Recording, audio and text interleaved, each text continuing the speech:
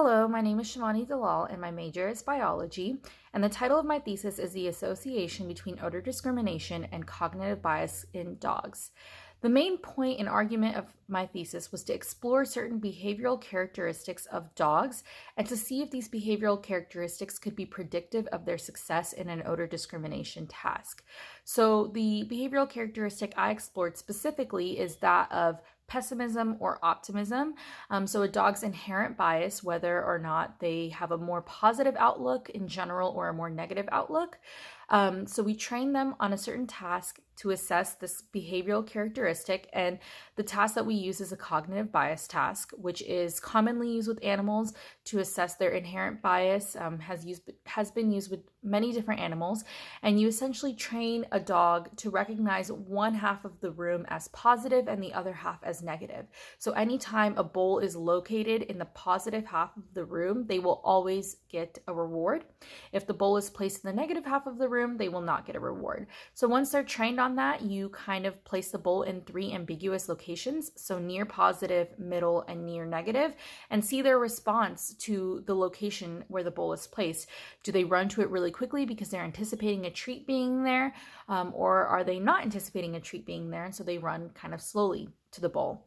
So we use this task to determine the dog's inherent bias, and then we followed it up with the odor discrimination task, which basically tests dogs on their odor discrimination accuracy.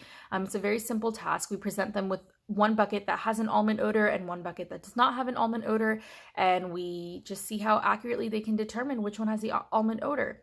And so basically what we found is that dogs that were more optimistic and had a more positive bias did not do as well on the odor discrimination task as dogs that had a more negative bias.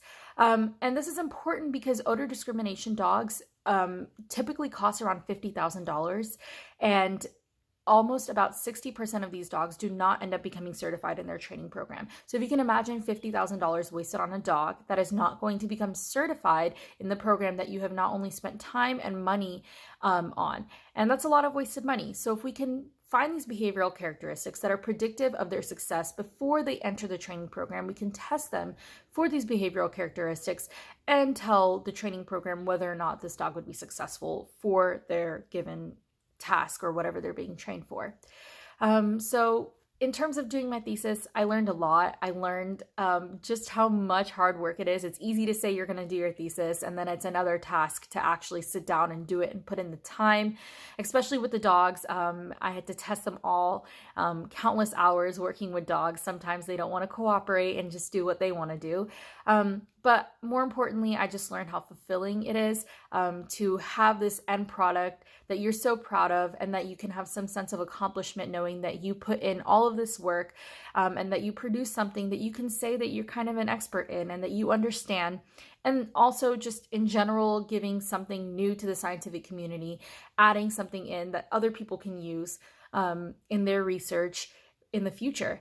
So I think that's just the most rewarding aspect of it. And more importantly, I would like to thank my second reader, Dr. Elbow, and especially my thesis director, Dr. Hall.